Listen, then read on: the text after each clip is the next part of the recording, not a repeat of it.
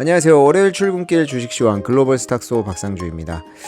오랜만에 인사드립니다. 제가 지난주에 코로나로 한 주 쉬면서 이제 2주 만에 좀 인사를 드리는데요. 이번 코로나는 제가 느끼기로는 좀 많이 달랐던 것 같아요. 제가 공식적으로는 이번이 이제 두 번째 코로나 걸리는 건데, 첫 번째는 굉장히 강력하게 빠른 짧은 시간 내에 되게 아팠다가 좀 없어졌거든요.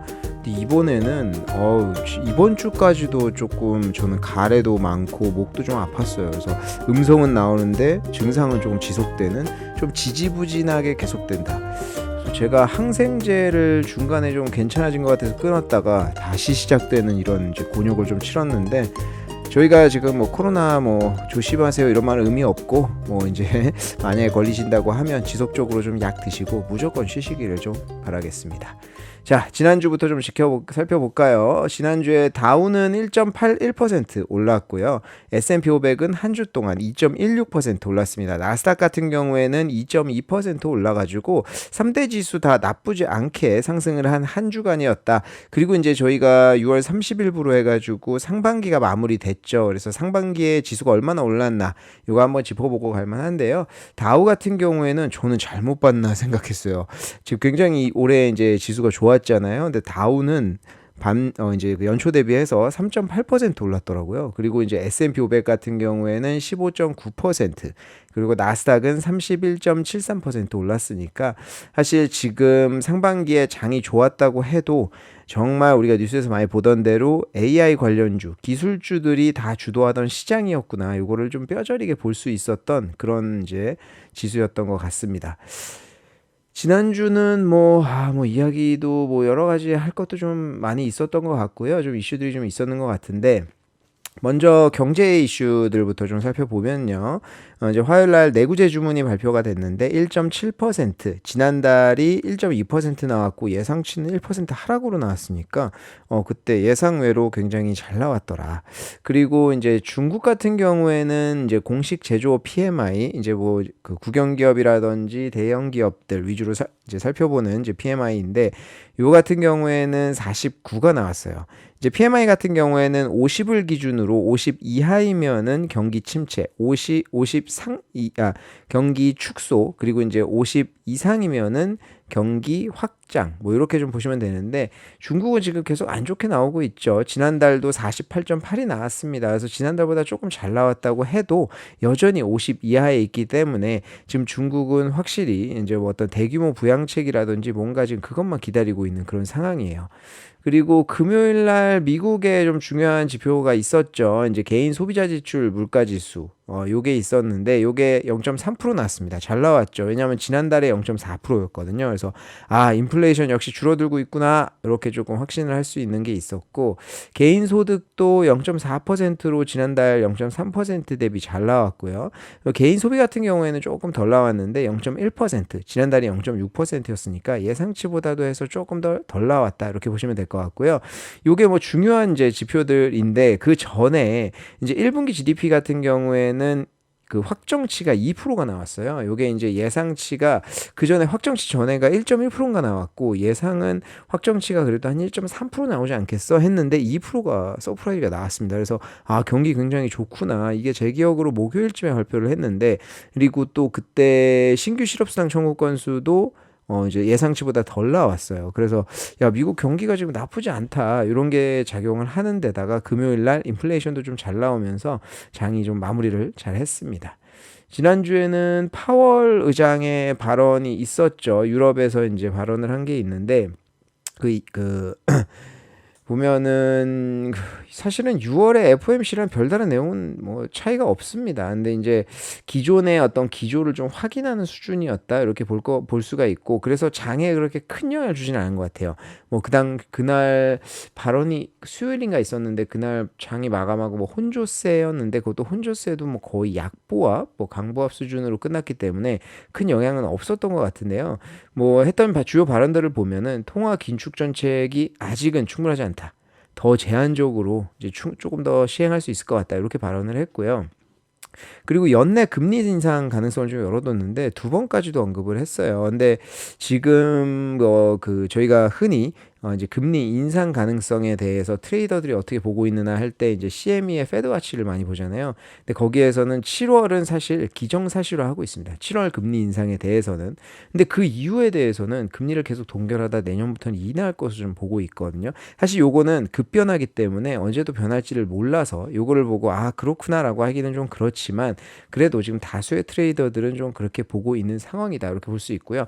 요 발언이 있은 이후로 7월 금리 인상 가능성이 제가 기억하기로는 요 발언이 있기 전에는 한 60 몇 퍼센트 정도는 7월에 그래도 한번 하겠다 이렇게 예상을 했는데 발언 이후에는 80%까지 올랐으니까 거의 7월은 기정사실화된 것이 시장에 좀 반영이 됐다 이렇게 보시면 될 것 같아요. 그리고 이제 경기 침체에 대해서도 이야기를 했는데 우리가 뭐 고려하고 있는 시나리오는 아니지만 경기 침체 가능성이 있다 이렇게 이야기를 했습니다. 그래서 지금 이런 경기 침체 가능성도 이야기를 하는 거를 보면 뭐 어떤 좀 그런 가능성도 좀 있지 않겠나 이렇게 봐야 될 것 같고요. 어찌됐든 간에 파월 의장의 발언은 항상 시장에 좀 영향을 많이 주는데 지난주만큼은 좀 그렇지는 않았던 것 같습니다. 그리고 요즘 인도 얘기가 좀 되게 많이 나와요. 그래서 뭐 지난해부터 인도 얘기들이 좀 많이 나왔고요. 실질적으로 인도 내 종목들도 좀 많이 올랐다고 하는데 사실 증시 자체로 놓고 보면은 뭐 그렇게까지 많이 올랐나 싶기는 하거든요. 올해 연초 대비 한 자릿수니까. 그래도 계속 이제 기업들이 이야기를 하는 거 보면 인도에 대해서 좀 긍정적으로 봐야 되지 않을까 이런 생각이 듭니다. 근데 그 여러 기업들이 좀 많이 투자를 하거든요. 최근에 나온 뉴스는 보잉이 좀 이야기를 했는데 인도 내에서 어떤 인프라 그리고 조종사 훈련 프로그램 여기에 1억 달러를 투입하겠다 이렇게 이야기를 했는데 사실 요거는 뭐 인도가 좋아서 인도에만 하겠다 이런 것라기보다는 에어인디아에서 보잉 항공기 200대를 주문을 했거든요. 그러다 보니까 이제 상호 투자라고도 볼 수 있는데 그 이게 요거뿐만이 아니라 인도 공군용 이 C-17 수송기 시설 지원 및 부품 물류 센터 요거를 이제 인도에 건립하겠다 또 추가로 발표를 했거든요. 그래서 아무래도 이제 뭐 상호 보완 이렇게 상호 투자하는 개념도 있지만 보잉이 이제 그 지역 내, 그 인도 주변 지역 내 항공기 유지 보수 허브로 인도를 좀 육성하려고 하는 것 같아요. 그래서 인도에 대해서는 사실 이 보잉도 굉장히 중요하게 생각하고 있구나라는 것을 볼 수 있어서 저희가 뭐 인도 개별 주식을 투자하기는 쉽지 않다 보니까 근데 이제 그 인도 ETF 같은 것들 INDA라고 이제 미국에 상장되어 있는 ETF 같은 거 있거든요. 그래서 그거 같은 것들은 한번 좀 지켜봐야 되지 않겠나 이렇게 생각이 듭니다. 그리고 보잉 하니까 좀 궁금해하실 게 있을 텐데 요번에 계약한 거 대체 뭐야? 이렇게 볼 수 있잖아요. 근데 737 맥스 역시 737 맥스고요. 요게 이제 190대 정도 됐습니다. 그리고 787 드림라이너가 20대 정도 됐으니까 아까 200대라고 말씀드렸는데 한 210대 정도 되는 것 같아요. 그리고 이제 지난주에 요게 조금 시끄러웠죠. 러시아 그 바그너 그룹이 이제 반란을 한다고 지난주 주말에 갑자기 나왔는데 하루 천하로 끝났어요. 이게 사실은 저희가 뭐 3일 천하 우리나라도 갑오개혁 때 뭐 그런 것들이 있었죠. 근데 하루 천하, 1일 천하 요거는 조금 황당하기는 한데 갑작스럽게 시작했지만 갑작스럽게 끝났습니다. 근데 이제 그 증시에 그래서 영향이 그렇게 없었어요. 월요일 날 장 시작하기 전에 제가 기억하기로 이게 결론이 나는 바람에 다행히 증시에 큰 영향을 주지는 않았는데 UBS에서 흥미로운 이야기를 했습니다. 이제 요번 사태로 인해서 먼 미래에 유가에 영향을 줄 수 있을 것 같다. 이렇게 이야기를 했어요. 근데 요게 제가 읽어보니까 일리가 있더라고요. 그러니까 뭐냐면 시점은 파악하기는 쉽지 않지만 어느 한 시점, 미래의 어느 한 시점에 유가의 상승에 영향을 줄 수 있다라는 건데 이게 지금 바그너 그룹의 용병이 아프리카랑 중동 각지에서 이제 임무를 수행 중이잖아요. 그런데 이제 그 러시아에서 사실 이제 반란이 시작된 이유가 러시아에서 이제 국방부랑 계약해라 이렇게 되다 보니까 프리고진 입장에서는 이거 뭐야 뺏기는 거잖아요. 그러다 보니까 이제 반란이 일어났었던 거였거든요. 근데 이번에 이제 반란이 하루천하로 끝나면서 러시아에서는 뭐 3가지 정도 조건을 줬습니다. 은퇴하든지 아니면 국방부랑 계약하든지 아니면 프리고진 따라서 벨라루스로 가 이렇게 해줬거든요. 그래서 지금 상황이 굉장히 복잡해지고 있는데 지금 이제 국방부랑 계약을 한다고 하면 주체가 달라지는 거예요. 그래서 기존에 프리고진이 이제 담당을 하던 거를 국방부에서 담당을 하니까 과거처럼 어떤 그런 파이팅 넘치는 이런 게 조금 있겠나? 요거는 잘 모르겠습니다. 그리고 어떤 그 돌아가는 혜택이라든지 급여라든지 사실 용병은 다 그거 보고 하는 건데 이런 것들이 제대로 될지는 잘 모르겠어요. 이제 국가랑 계약을 하는 거다 보니까 그렇게 된다라고 하면 지금 바그너 그룹이 아프리카라든지 중동에서 수행하는 임무들이 빠그러질 수 있는 이제 좀 어긋날 수 있는 그런 가능성들이 조금 있다라는 얘기예요.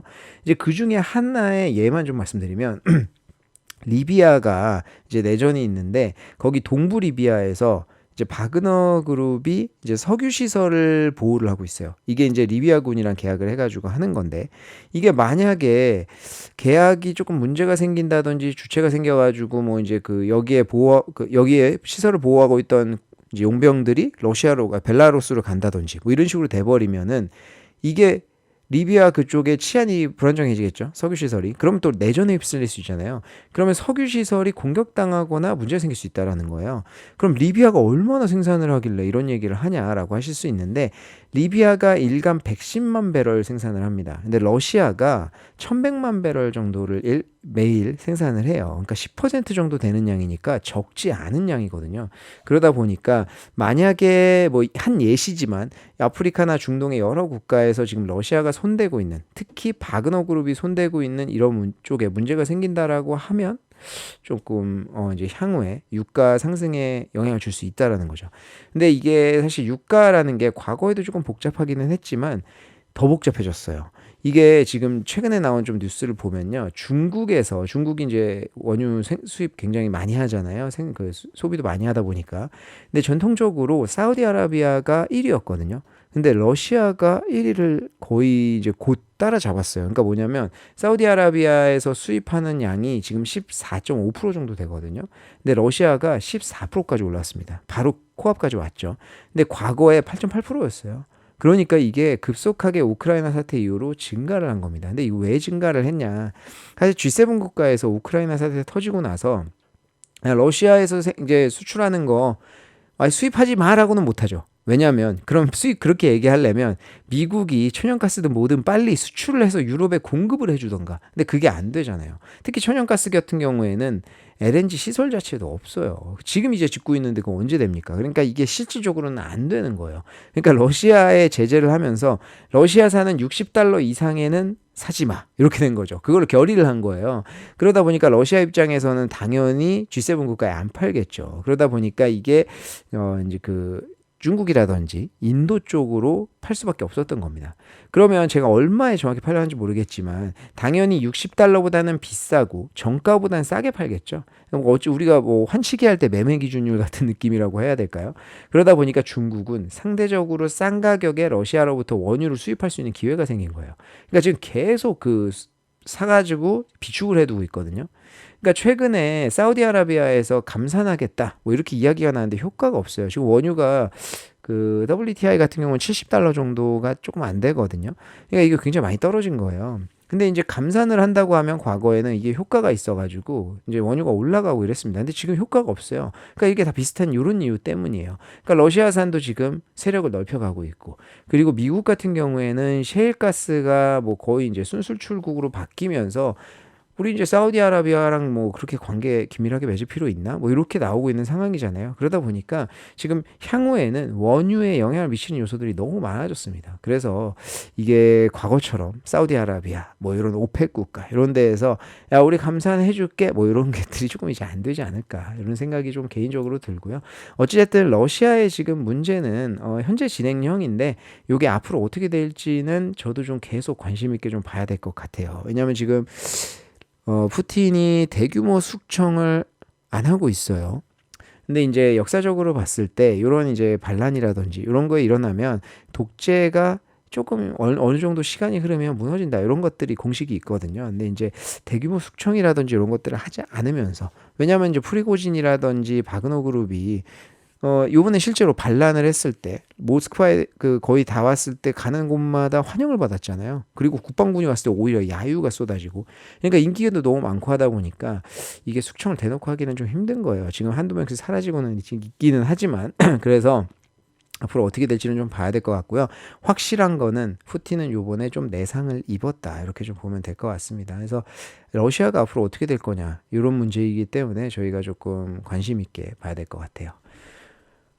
그리고 지난주에 델타항공 관심 있는 분은 아시겠지만 이게 이제 미국 4대 항공사 중에 하나인데 델타항공 CEO가 이제 올 2분기에 동사 실적 역대 최고일 것이다. 이렇게 이야기를 했습니다. 얼마나 자신감이 넘치면 이런 말을 하겠습니까만은 저희가 가만히 생각해 보면 당연한 얘기죠. 왜냐하면 지금 수요는 증가하고 있고요.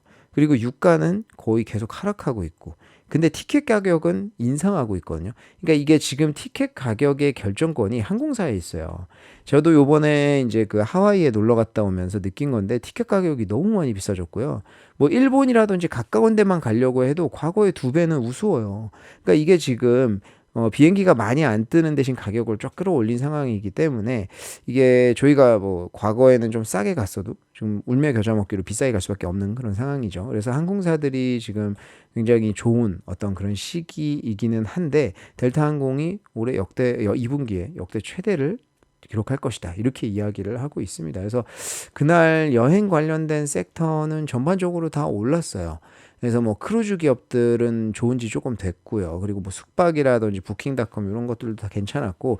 그래서 지금 저희가 리오프닝을 한 지는 꽤 됐는데 이제부터는 미국발 그러니까 미국에서 국제 이제 여행을 가는 해외 여행을 가는 그런 수요가 굉장히 증가를 하고 있는 그런 상황이다라고 합니다. 그래서 올 여름에는 피크를 칠 거다 이렇게 이야기를 하고 있어요. 그래서 지금 뭐 해외에 나가 보신다 아시겠지만 공항이 그 인프라를 다 100% 개발 안 했어요.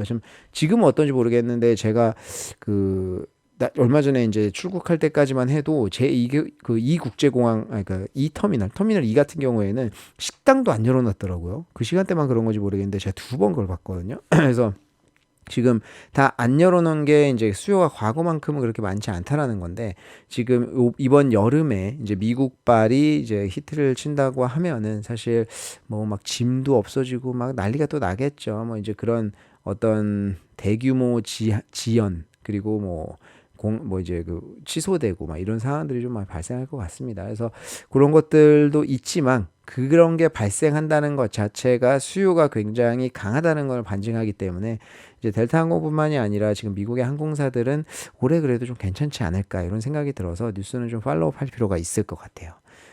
그리고 유니티가 이제 유니티를 다들 아시죠? 이제 게임 만드는 이제 플랫폼 엔진 제공하는 그런 회사인데 이번에 AI에 또 이야기를 했습니다. 그래서 AI 마켓플레이스 출시를 했는데 이게 이제 결국 플랫폼이죠. 그래서 향후에 이제 게임 제작할 때 이제 유니티의 AI 기능을 사용을 할 수가 있는 거예요. 그래서 뭐 이제 2개 대표적인 플랫폼을 내놓고 뭐 10가지 뭐 기능을 내놓고 이렇게 했는데 그거까지는 제가 자세히 뭐 말씀드릴 필요는 없겠지만 그냥 봤을 때 제일 중요한 건 뭐냐면 그만큼 뭐 AI 게임 개발을 할 때 AI 프로그램의 수요가 많이 있었다라는 것을 반증하는 거죠. 이런 것들을 굳이 내놨다는 것 자체가.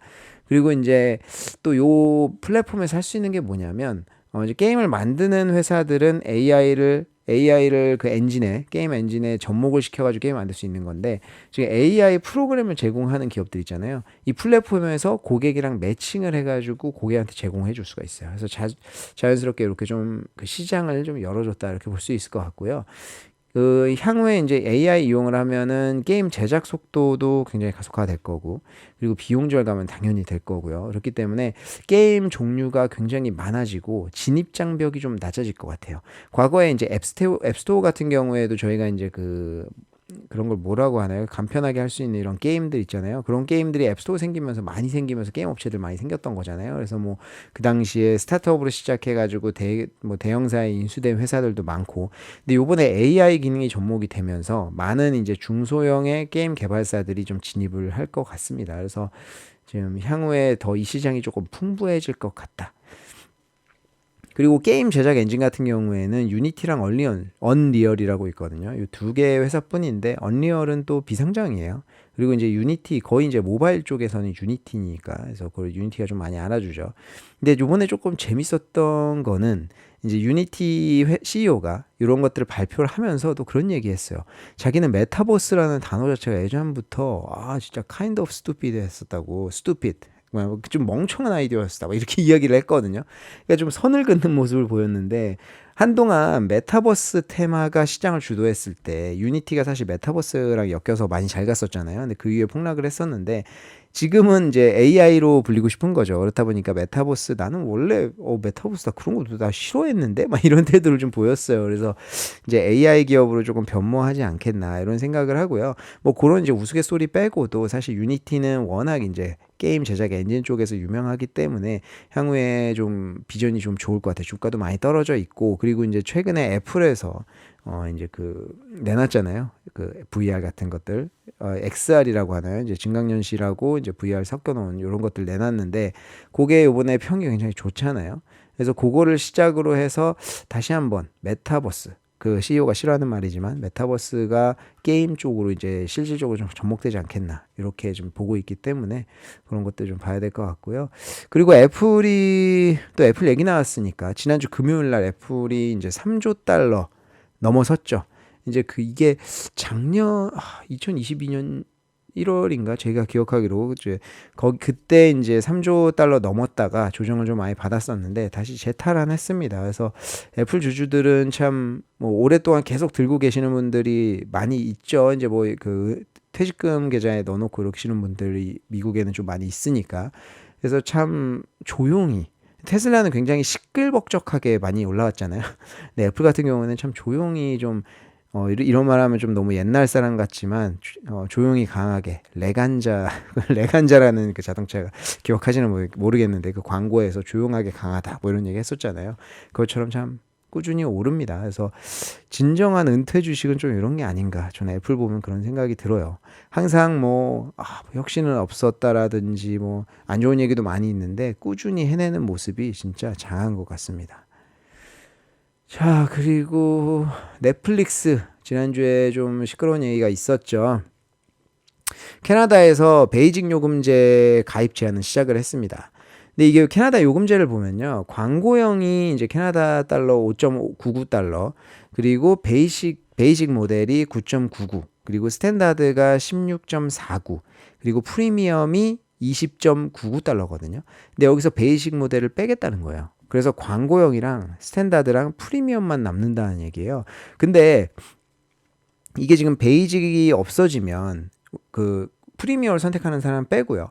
그냥 처음에 가입하는 사람이 선택하는 길은 광고형 5.99달러거나 스탠다드 16.49달러예요. 그럼 여기에서 결정하는 기준은 뭐냐면요. 야, 이거 지금 3배 차이예요, 가격이. 그러면 야, 이거 지금 어떻게 선택해야 되지? 나는 때려 죽어도 진짜 광고 보기 싫어. 이런 사람들은 과거에 베이직을 선택했겠죠. 근데 베이직 없어졌잖아요. 그러면 진짜로 너무 광고가 싫어가지고 그냥 나는 광고 없이 돈 많이 주더라도 보겠다라는 사람은 스탠다드를 하겠지만 웬만한 사람들은 광고용을 선택할 가능성이 또 높습니다. 근데 지금 넷플릭스 입장에서는 그래도 된다라는 거예요. 미국에서 이제 신규 가입 현황 비교를 좀 해보면요. 2022년도 11월에 신규 가입자 중에 비중을 좀 보면요. 광고형이 9%였고요. 베이직이 41%였어요. 거의 압도적으로 베이직이 많이 가입을 했죠. 근데 광고형이 자리 잡고 나서 2023년도 1월에 보니까 광고형이 19%, 베이직이 16%예요. 광고형은 증가한 반면에 베이직은 감소했죠. 그러니까 이게 넷플릭스 입장에서도 데이터를 돌려봐도 이게 광고형을 더 많이 가입을 하는구나 라는 걸 깨달았고요. 그리고 가입자당 평균 매출이라고 하잖아요. ARPU라고 하는 요 가입자당 평균 매출을 보면요. 광고형 요금제가 베이직 요금제보다 커요. 심지어 미국에서는 광고형 요금제가 스탠다드 요금제보다 돈을 더 많이 번대요. 넷플릭스 입장에서는. 근데 이게 왜 가능하냐? 이게 뭐냐면 광고 요금이 이제 미국은 좀 세잖아요. 이제 유튜버들도 미국에서 들어오는 돈이 더 광고료가 더 세다라고 하더라고요. 근데 이게 그 광고형 요금제 같은 경우에는 구독자한테 싼 가격을 받더라도 광고주한테 광고료를 또 받습니다. 그러다 보니까 가입자는 평균 매출이 올라가는 거거든요. 그리고 넷플릭스 같은 경우에는 광고 쪽에서 가장 큰 강점을 가지고 있는 게 타겟형으로 광고를 할 수 있다라는 거예요. 우리가 인스타그램이나 유튜버 흔히 말해서 너무 우스갯소리로 우리가 막 뭐 예를 들어서 뭐 신발 계속 얘기하면은 뭐 신발 막 뜨고 막 그러잖아요. 그런 것처럼 이제 마이크 뭐 이제 켜놓는 기능이 있거든요. 그거 켜놔서 그런 거긴 한데 맞춤형으로 광고가 제공이 돼요. 그러다 보니까 인스타그램에서 저 광고 눌러가지고 사는 거 굉장히 많거든요. 왜냐면 내가 원하는 거를 띄워주니까. 근데 넷플릭스에서는 그 알고리즘으로 영화 추천이라든지 썸네일 바꾸는 거라든지 이런 것들을 이 사람의 기호에 맞춰서 하는 거를 과거에 DVD 렌탈부터 이제 시작하던 업체예요. 그러다 보니까 그런 노하우가 굉장히 많이 쌓여 있잖아요. 그러니까 광고주 입장에서는 넷플릭스가 광고한다고 그럼 진짜 효과 있겠네. 이렇게 되는 거죠. 그러다 보니까 광고주들도 좀 환영하는 편이고요. 광고는 제가 과거에도 많이 말씀드렸지만 작년부터 해서 뭐 디즈니도 마찬가지고 광고 수익이 주가 되는 업체들은 광고 수익이 다 대부분 안 좋았어요. 요번에 메타 정도만 좀 좋았다고 할까요? 근데 넷플릭스 같은 경우에는 이제 광고 수익이 많이 늘어나고 있다. 그래서 그쪽으로 좀 환영을 받고 있다라는 것이고요. 이게 이번에 그 캐나다에서 베이직 그 구독료를 없애고 광고용으로 많이 들어오면 이게 넷플릭스 입장에서는 어떤 강점이 있냐면 우리 구독자 광고용을 구독하는 가입자가 뭐 많아지고 있다라는 거니까 과거에 100만 명일 때랑 1000만 명일 때랑 당연히 광고주랑 협상할 때 협상력 자체가 달라버리죠. 그리고 광고료는 올라가겠죠. 그러다 보니까 그런 강점을 가지고 있는데 캐나다에서는 이번에 테스트로 시행을 하는 거고요. 이게 캐나다에서 성공적으로 자리를 잡으면 아마 전 세계로 퍼져나갈 거예요. 그러면은 광고용 모델을 가입하는 사람들이 더 많아지겠죠. 그러면 광고 수익도 올라가면서 결국에는 넷플릭스의 마진이 증가할 수 있는 가능성이 높아졌다. 이렇게 좀 보시면 될 것 같습니다. 그래서 굉장히 좋은 소식입니다. 그래서 이게 이제 주가 상승에 좀 영향을 많이 줬어요. 그리고 룰루레몬 같은 경우에는 좋은 소식은 이번에 이제 파이퍼 샌들러라고 하는 곳에서 이제 올 한 해 동안 중국 내 매출 두 배 달성 가능할 것 같다 이렇게 이야기를 했는데 근거가 이제 리오프닝한 이후에 중국 내 매장이 이제 80개 정도 80% 정도 정상화했다고 합니다. 지금 중국 내에 한 71개 정도 매장 있으니까 뭐 한 60개 정도 가까이 지금 정상화가 됐다라는 얘기고요. 이게 지금 중국 내에서 제가 중국 출장 갔을 때 맞아요. 그때도 이제 룰루레몬 매장 열었고요. 근데 이거 옷 같은 경우는 다른 것도 당연히 마찬가지겠지만 제가 판단하기로는요. 이제 옷은 오프라인 매장이 열고 안 열고가 굉장히 중요한 것 같아요. 특히 룰루레몬을 이 시청자분들이 다 가보셨겠지만 거기는 향기 마케팅 같은 것도 쓰고요. 거기 일하는 사람들이 다 룰루레몬 옷 입고 이제 그런 음악 나오면서 그런 분위기 조성이 되잖아요. 그럼 거기에서 이거 왠지 좀 입어보고 싶고 이런 느낌을 좀 받습니다. 그럼 입어보는 순간 사실 게임 끝이에요. 왜냐하면 입어봤는데 너무 편해. 그리고 거기에 나한테 좀 잘 어울린다? 그럼 무조건 사는 거예요. 그거는. 그렇기 때문에 이게 오프라인 매장에서 끌어들이는 소비가 굉장합니다. 그래서 이게 굉장한 차이가 있는데 이번에 이제 80% 정도 정상화 됐다고 하니까 이제 그 룰루레몬 같은 경우 지금 스포츠 이 레깅스 패션 같은 경우 중국 내에서 좀 자리도 많이 잡아가는 상황이고 룰루레몬이 이제 프리미엄 브랜드로 한국하고 똑같이 지금 자리를 잡혀 있는 상황이기 때문에 이제 그 매장 다 열고 하면 당연히 요거는 이제 2배 발성 가능성도 있다라는 거죠. 왜냐하면 2분기에 매출이 79% 벌써 증가를 했거든요. 중국 내에서만. 그리고 중국 내에서는 조금 더 말씀드리고 싶은 게 과거에 이제 신장 면허 사건이 있었잖아요. 그때 이제 신장의 인권 문제로 신장에서 나오는 면허 쓰지 않겠다. 뭐 이렇게 이제 글로벌 브랜드 뭐 나이키, 아디다스 이런 데에서 발표하면서 갑자기 이제 그 보이콧이 들어갔죠. 그래서 중국 국내 브랜드가 그때 엄청나게 살아났습니다. 그래서 나이키랑 아디다스도 타격이 좀 있었는데요. 그게 벌써 재작년인가 몇 년 됐죠. 근데 그 당시에 지금 결과적으로 보니까 아디다스는 이번에도 매출도 안 좋았어요. 중국 내에서 1위만 살아남았더라. 나이키만. 그래서 나이키 그리고 국내 브랜드들, 중국 국내 브랜드들 이렇게 좀 많이 재편이 됐는데 거기에서 지금 중요한 거는 중국 그 큰 시장 이제 앞으로 좋은 거 알겠는데 여기에서 누가 살아날 것이냐. 나이키는 이제 결국 살아나는 쪽으로 기울었고요. 룰루레몬이 여기서 또 신흥 강자로 떠오를 것 같습니다. 그래서 이게 굉장히 긍정적인 면이고요. 그리고 이제 룰루레몬 중국 얘기하면은 가성비 브랜드 등장하지 않겠냐 이런 말씀 많이 하시는데요. 이제 한국도 마찬가지입니다. 안다르나 이런 브랜드들이 있어요. 근데 이제 여성분들이 이제 많이 사용을 하시니까 제가 좀 많이 물어보면은 안다르랑 룰루레몬은 비교가 안 된다고 해요. 이제 안다르 같은 경우에는 몇 번 입고 하면은 늘어나고 뭐 문제가 좀 생기고, 제 와이프도 실질적으로 막 보풀 생기고 그렇다고 하는데, 룰루레몬 같은 경우에는 그런 게 없다 보니까 이제 뭐 몇 번 쓰면은 결국 다시 룰루레몬 사고 뭐 이런 것들이 있고. 근데 이제 시장이 워낙 커가는 상황이니까 안다르 자체도 잘 되겠죠. 중국도 지금 딱 커가는 그런 상황이다라고 보시면 될 것 같습니다. 한국에서는 지금 이제 레깅스라든지 이런 것들 이제 자리 잡아서 성숙한 시장이잖아요. 근데 중국은 이제 그게 막 커가고 있는 시장이다, 이렇게 좀 보면 될 것 같아요. 그리고 룰루레몬은 뭐 그 미러 아시죠? 이제 그 팬데믹 기간 동안에 거울로 이제 같이 보면서 운동하는, 사람들이랑 운동하는, 이제 원격으로 운동하는 그런 이제 그 기계를 파는 서비스인데, 요거를 인수했죠. 5억 달러에 인수를 했습니다. 근데 지금 5,800만 달러에 내놨어. 거의 90% 정도 삭감한 가격으로 내놨는데 그래도 안 팔린다고 합니다. 그래서 이게 경기가 좀 악화되고 이제 가상현실 테마 같은 것도 좀 부진하다 보니까, 뭐 지금 그때 프리미엄 주고 샀다고 해도 지금은 프리미엄도 고사하고 깎아줘도 좀 안 사는 그런 상황이다, 이렇게 보시면 될 것 같고요. 사실 이 뉴스는 이제 룰루레몬에 뭐 이렇게 큰 영향을 줄 건 아니에요. 미러는 거의 매출에 영향이 많이 없는 상황이기 때문에. 근데 요즘 상황이 이렇다라는 것을 좀 볼 수 있는 거여가지고 제가 요거는 좀 소개시켜 드리고 싶었어요. 그리고 나이키 이야기가 나왔으니까 당연히 나이키 이야기는 빼먹을 수가 없죠. 나이키는 지난주에 실적 발표했는데요. 매출 잘 나왔고요. 중국 내 매출 16% 올랐고, 재고도 지난 동년하고 비슷한 수준으로 유지를 해서 다 긍정적으로 나왔는데 마진이 좀 깎였어요.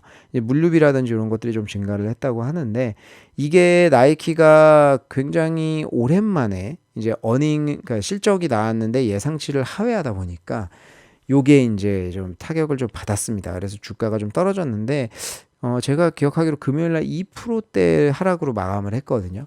사실 주가가 요새 그러니까 그 실적이 예상치를 하회한 거 치고는 거의 빠졌다고 보기가 쉽지 않죠. 그러니까 2%인데 뭐 빠졌다고 하기가 뭐 그렇죠. 그래서 그렇게 큰 타격은 아닌 것 같다라고 보시면 될 것 같고요. 요거 같은 경우에는 정상화될 내용인 것 같아요. 그래서 사실 뭐 매수 기회로 보셔도 되는데 2%대 빠졌으니까 매수 기회로 활용하기도 좀 쉽지는 않습니다. 근데 나이키가 올해 들어서 좀 빠져 있는 상황이어가지고 그런 거는 활용을 하셔도 될 거는 같아요. 그리고 지난주에 뭐 이야기가 할 게 많네요. 버진 갤럭틱이 이제 상용화의 그 우주여행 첫 번째 상업 우주여행에 성공했습니다. 그래서 주가가 그 전에 많이 올랐는데요. 막상 성공한 날 빠졌어요. 그러니까 이제 뉴스에 사고 실질적으로 나왔을 때 팔아라 뭐 이런 얘기들 있잖아요. 그래서 실질적으로 이제 그게 작용을 했는데, 그 이후에 한번 13%인가 이제 그날 빠지고, 그 이후에는 목요일이었으니까 금요일 날 때는 2% 오히려 상승했나 뭐 그래가지고 그렇게 나쁘지는 않아요. 많이 이제 좀 차익실은 조금 나왔다라고 보면 되는데, 무슨 작전주라든지 어떤 그런 잡주 같은 움직임은 좀 아니었던 것 같고요. 버진 갤럭틱은 이번에 이제 상업화에 시작을 하면서 8월부터 이제 매달 쏘아 올릴 예정입니다. 그래서 요게 안정성, 최근에 이제 타이타닉 관광 그 하는 잠수정이 안전성 문제 때문에 지금 시끄럽잖아요. 그래서 그런 것만 좀 이슈가 되지 않는다라고 하면은 증편도 좀 가능을 해서 매년 400편씩 쏘는데 문제는 없을 것 같아요. 그래서 지금 제가 우주 산업은 과거에도 이야기를 많이 했는데 두 축이죠. 첫 번째 축은 이제 소형 위성, 소형 로켓, 이쪽이 실질적으로 지금 돈을 벌고 있고, 우주 여행 같은 경우에는 계속 이야기만 나오고 돈을 벌지는 못했었는데 이제 막 시작을 했습니다. 그래서 이쪽도 열리는 시장이고, 지금 저희가 크게 빅테크라든지 AI 빼고는 관심이 없다 보니까 이쪽에 조금 뜸한데, 사실 이쪽은 제가 봤을 때 이제부터 좀 관심을 가지기 시작하셔야 될 것 같아요. 그리고 그 오틀리 있잖아요. 제가 과거에 소개했던 오틀리. 최근에 주변에 진짜 오틀리 많이 보이거든요. 이게 근데 지금 아무래도 이제 경기 침체나 이런 것도 예상하고 막 두려워하고 하다 보니까, 경기 침체 하면 뭡니까? 허리띠부터 졸라매잖아요. 그러면 비싼 우유 당연히 안 먹을 거고요. 그러니까 오틀리라든지 뭐 비욘드 미트 이런 것도 인기가 없는 건데, 뭐 실적이나 이런 거 잘 나오고 있고요. 실질적으로 성장을 잘 하고 있어요. 그래서 제가 봤을 때는 요게 이제 경기 침체 우려, 시장의 분위기가 좀 바뀌고 하면은 뭐 좀 급하게 갈 수도 있을 것 같다라는 생각이 드는데, 제가 오늘 아침에 파리바게뜨 가가지고 이제 뭐 건강 좀 생각한다고, 제가 빵 너무 좋아하거든요. 그래서 이제 뭐 통 오트밀 빵, 뭐 식빵 이런 게 있더라고요. 아무 생각 없이 집에 왔는데 집에 와서 보니까 오틀리가 들어갔더라고요. 그래서 오틀리 좀 관심 있게 주변에 한번 보시면 생각보다 많이 보일 겁니다. 그래서 생각보다 빠르게 성장하고 있다라는 게 체험이 되실 거예요. 그래서 그런 것들을 투자 아이디어로 좀 활용하시면 좋을 것 같습니다. 그래서 지난주 이야기는 여기까지 하고요. 이번 주에는 이제 월요일 날 미국은 독립기념일로 반장입니다. 그래서 새벽 2시에 끝나고요. 그리고 화요일 날은 휴장이에요. 그리고 수목금 이렇게 좀 짧은 한 주다라고 보시면 될 것 같고요. 그렇지만 중요한 지표들은 좀 있습니다. 그리고 이제 그 목요일 날 FOMC 회의록이 발표되는데 요거는 사실 뭐 지난주에 파월 의장의 발언도 있었고 크게 변화는 없었을 것 같은데 파월 의장 빼고 나머지 그 의원들이 어떻게 생각하는지를 좀 볼 수 있을 것 같아가지고 그게 좀 작용할 것 같고 고용 관련된 것들이 좀 있어요. 목요일 날 ADP 고용 변화도 있고요. 그리고 이제 그 졸트 구인이직 보고서 채용 공고 요것도 나오고 그리고 금요일에는 비농장 급여 또 중요한 실업률 이런 것들 나와가지고 고용 관련돼서는 이번 주에 조금 지켜보셔야 될 것 같습니다. 그리고 중국은 지난주에 이제 공식 제조 PMI 발표했는데 이제 뭐 수출형 기업들, 중소형 기업들, 민간 기업들 몰려 있는 찰신 제조 PMI가 월요일 날 발표를 합니다. 그래서 지난달에 요거 조금 확장으로 나와서 50.9가 나왔는데 요번에는 어떻게 나올지 한번 봐야 될 것 같아요. 또 안 나온다라고 하면은 뭐 증시에 영향은 당연히 있을 것 같지만 이제 경기 부양에 대한 기대감은 조금 더 증가할 그럴 거 예상입니다. 자, 그래서 이제 2주 만에 찾아뵙다 보니까 제가 또 주저리저리 말이 많았네요. 그래서 여기까지 들어주신 분들 감사드리고요. 내용이 좀 괜찮으셨다고 하면 좋아요, 구독 좀 부탁드리도록 하겠습니다. 자, 그럼 이번 주도 화이팅 하시고요. 저는 또 다음 주에 찾아뵙도록 하고요. 이번 주 내도 제가 준비한 영상들 올리도록 하겠습니다. 감사합니다.